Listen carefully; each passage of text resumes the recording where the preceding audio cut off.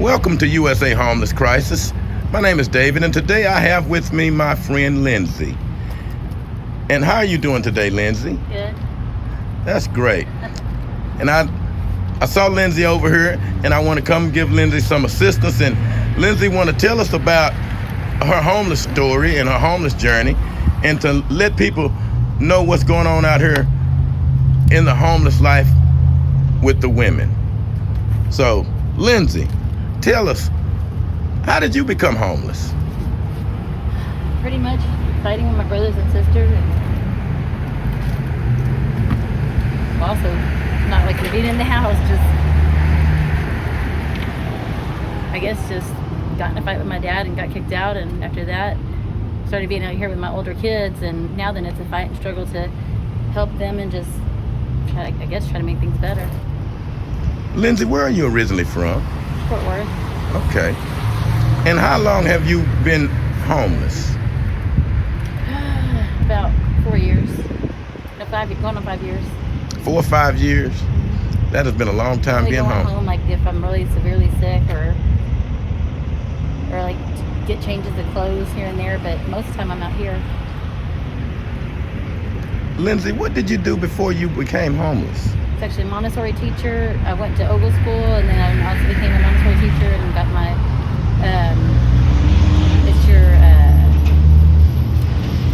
what's that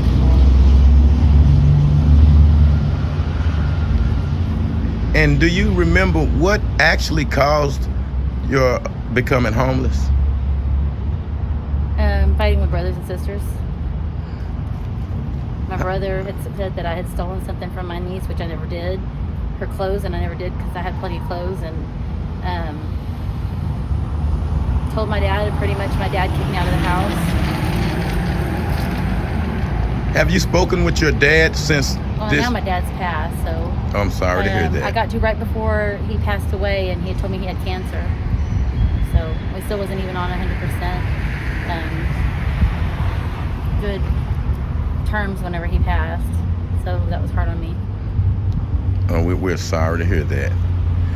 And you haven't spoken with your brothers since the altercation?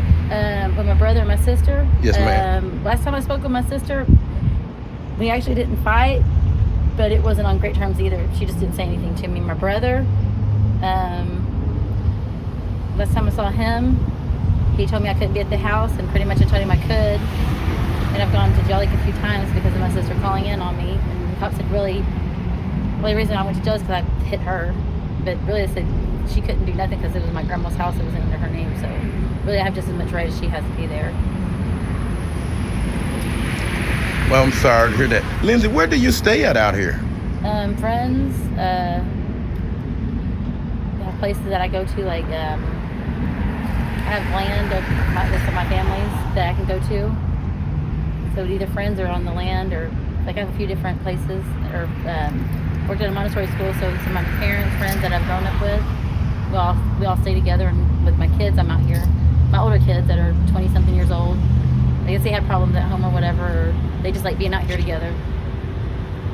Well, sometimes it's just hanging out and they like to be together out here, and then sometimes they get stuck, and sometimes it's not by choice. What would you like to say to people out here about the homeless life? All I can say is we're pretty much united as a family, and we stick together. You know, it's not easy, but it's not. Sometimes it's very easy, and we have great times together. And sometimes it's like a family. It's hard. We fight, we argue, we kick each other out. We fight over the areas that we're in. So it's just like it's family, just out here.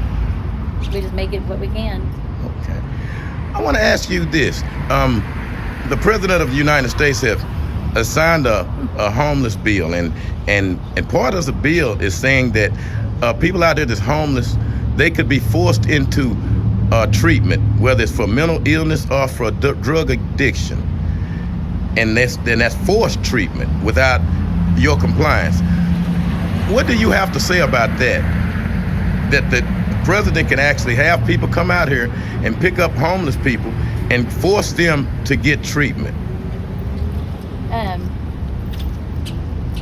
Well, there's compliance, but I mean, if you're not committing any kind of crime or anything, like with me, one time I wanted to go, and as soon as I got to the hospital, I was being treated like if I was being taught as a class or something. I had the nurses were prodding at me, and all the security was watching me, and they was prodding at me and pulling at me, and I was complying and everything, and it almost happened again, and I stopped it, and that was 2 times that almost happened. The first time it was horrible. Wow. And it was not by choice either. I mean, I was being held down by over 15 between security guard and nurses, and the nurses that was actually good nurses, they didn't have a choice. They just, by the time that you're in there, you're stuck. I mean, that's their job, that's their career. So unless they choose to go against it, and then it's like you're against everybody in society too. People believe it's not true, but as my brother said, technology and stuff, everything. Wow. Well, Lindsay, let me ask you this then. What could best help you to get back on your feet out here? I mean, right now it's just a fight. Like right now, I mean, people can get your information so easy. It's just a fight to get all my stuff back together again, but that's even hard. Okay. As soon as you get it together, people steal it. Yes. Well, we know it is really tough out here for homeless people, and that's why I ask homeless people to tell us their stories and what it is that people could do to help them out in this homeless journey. As we conclude, is there anything that you would like to say to maybe your extended family or the homeless people, or maybe just to everybody out here who's listening, so they can understand what homeless people have to deal with being homeless? I mean, the only thing what I've always told them is just to stick together. Just be one united. Stick together. We might fight, but I mean, the only way that we're going to make it is to make changes and stick together, not to go backwards, to keep going forwards. Okay. Well, Lindsay, I really appreciate you talking to us and letting us know about your homeless journey. And I want everybody out there to remember we got to continue to fight to end homelessness.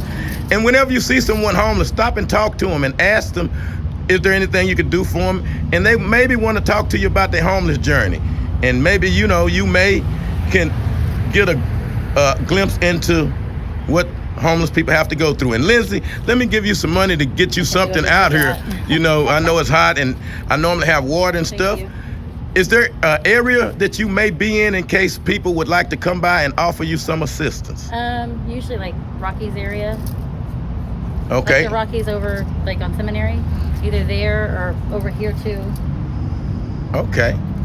Lindsay will be at the Rockies area on Seminary, and if anybody's willing to provide her some assistance, she will be in that area.